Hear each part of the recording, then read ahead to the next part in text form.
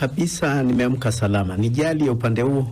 Huko hakuna neno. Karibu sana. Asante sana msikilizaji, karibu. Tunaanzia nchini Uganda ambapo mamlaka nchini Uganda zimesema washukiwa wawili wa ugaidi wameuawa katika mlipuko uliotokea karibu na madhabahu moja ya kidini nchini humo, huku taifa hilo likisherehekea siku ya mashahidi kukumbuka mauaji ya Wakristo 45 waliouawa na mfalme wa Buganda katika karne ya 19. Ripoti kamili na mwandishi wetu wa Kampala, Shuaib Ibrahim.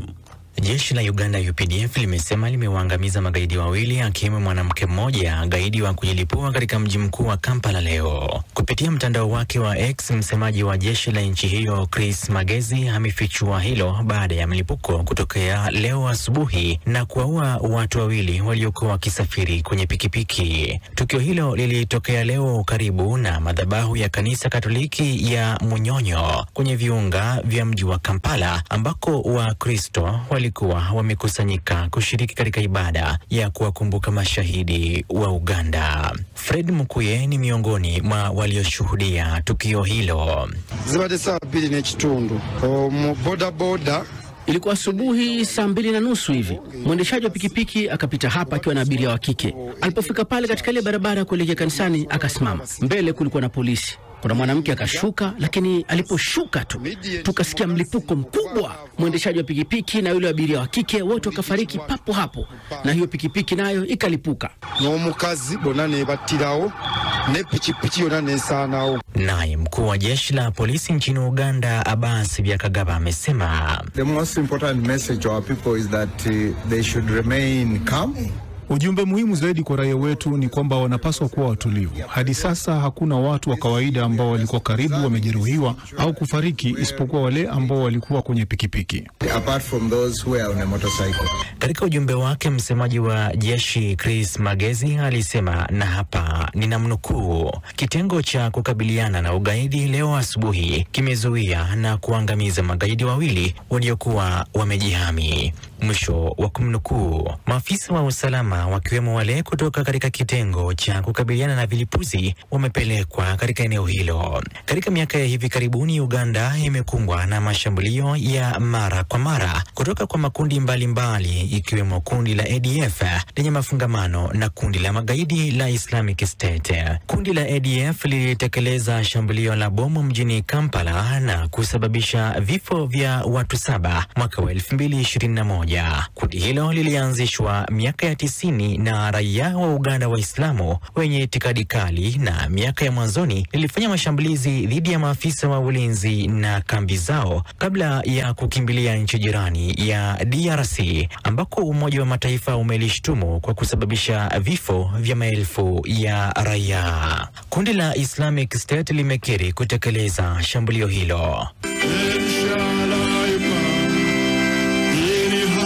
Wakati huo mamilioni ya mahujaji wa Uganda na kutoka nchi za kigeni wameshiriki katika misa ya kuwakumbuka mashahidi wa Uganda ambayo imefanyika leo katika eneo la Namugongo karibu na mji mkuu wa Kampala. Katika ujumbe wake wa kuadhimisha miaka 140 tangu kuuawa kwa mashahidi wa Uganda, askofu mkuu wa kanisa la Kianglikana la Uganda Stephen Kazimba Mugalu amewataka wazazi na walezi kuchukua hatua madhubuti ili kukabiliana na uraibu wa madawa ya kulevya miongoni mwa vijana nchini Uganda.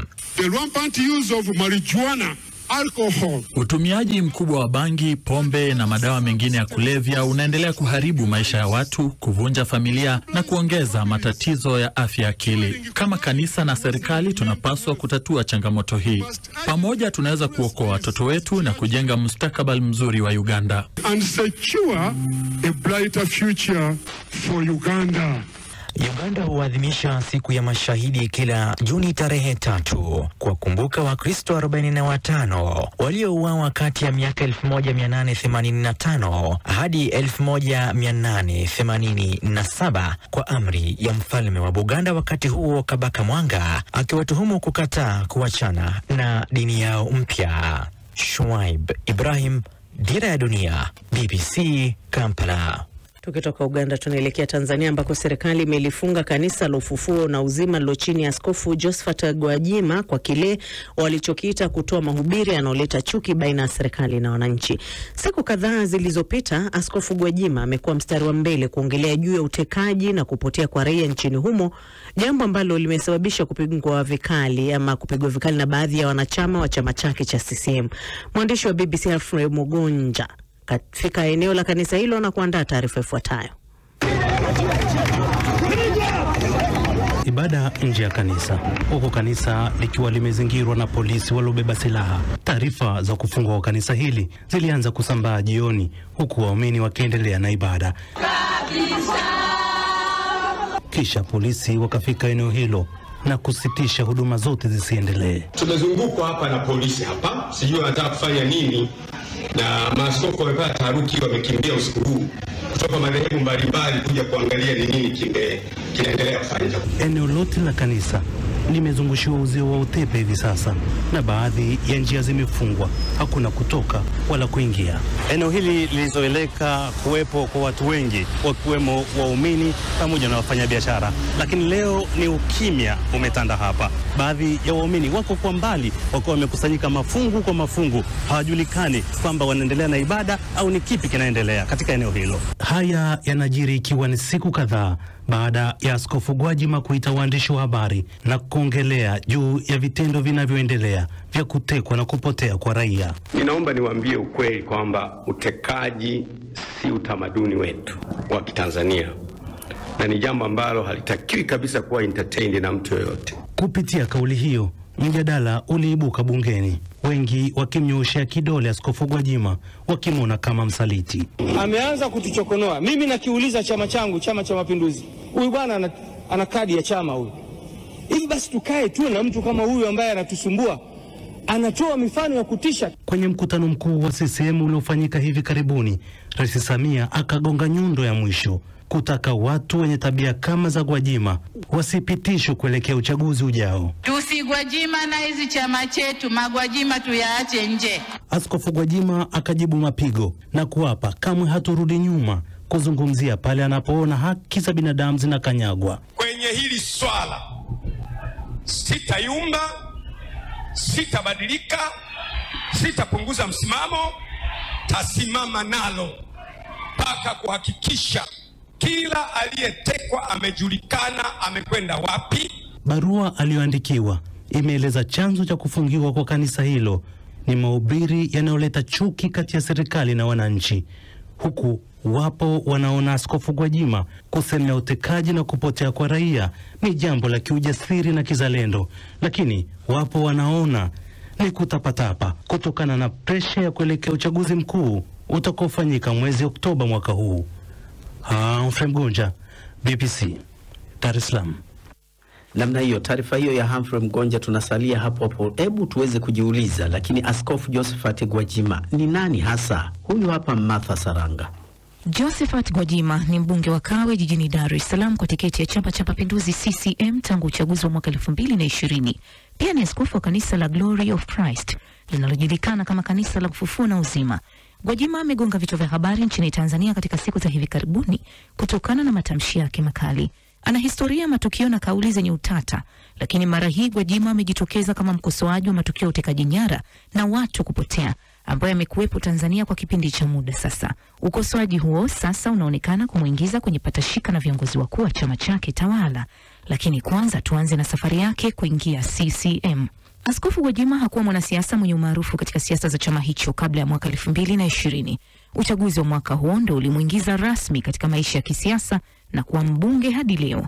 Katika wiki za hivi karibuni, jina Gwajima limevutia vichwa vya habari kwa kuhoji kuhusu matukio ya utekaji na watu kupotea nchini Tanzania na kueleza kuwa vitendo hivyo vinaharibu taswira ya taifa na vinawaumiza wananchi. Kauli yake ya Jumapili Mei 25 ilisambaa haraka mithili ya moto wa nyika majira ya kiangazi, huku akisema atajibu atakaomzungumzia kauli yake kulingana na uzito wao. Kauli ya Gwajima kuhusu utekaji haikupokewa vyema na chama chake. Kuna wabunge wenzake waliomkosoa. Juni 2 mwaka 2025, vyombo vya habari nchini Tanzania hususan kupitia kurasa za mtandaoni viliripoti kuwa msajili wa jumuiya ya kiraia Emmanuel Kihampa amefuta usajili wa kanisa la Ufufuo na Uzima linaloongozwa na Askofu Josephat Gwajima. Katika barua yake kwa Askofu Gwajima, Kihampa amesema uamuzi huu umefikiwa baada ya Askofu Gwajima kuonekana akitoa mahubiri yenye mwelekeo wa kisiasa kupitia kanisa hilo, akielezwa kuwa na nia ya kuichonganisha serikali na wananchi. Lakini saa chache baadaye Gwajima alitoka hadharani na kukanusha taarifa za kanisa lake kufungwa. Usiku wa kuamkia Jumanne, askofu huyo kupitia video iliyochapishwa katika mitandao ya kijamii akiwa na viongozi wengine wa dini ya Kikristo alisema kuwa polisi wamezingira kanisa lake na taarifa za vyombo vya habari vya ndani zimethibitisha uwepo wa polisi katika kanisa lake baada ya barua juu ya kufungwa kwa kanisa hilo. Wakati wa janga la Uviko 19, Gwajima alikuwa mstari wa mbele kuendesha kampeni hadharani ya kupinga chanjo dhidi ya ugonjwa huo. Miongoni mwa kauli zake nyingi, alinukuliwa akisema chanjo hizo si salama, ingawa tatizo hakuwa anatoa ushahidi wowote wa madai yake. Wakati wa kampeni za uchaguzi wa mwaka 2020 katika viwanja vya jimbo la Kawe, akiwahutubia wananchi akisaka kura za ubunge, aliwaahidi wapiga kura wa eneo hilo iwapo angemchagua angewapeleka Marekani.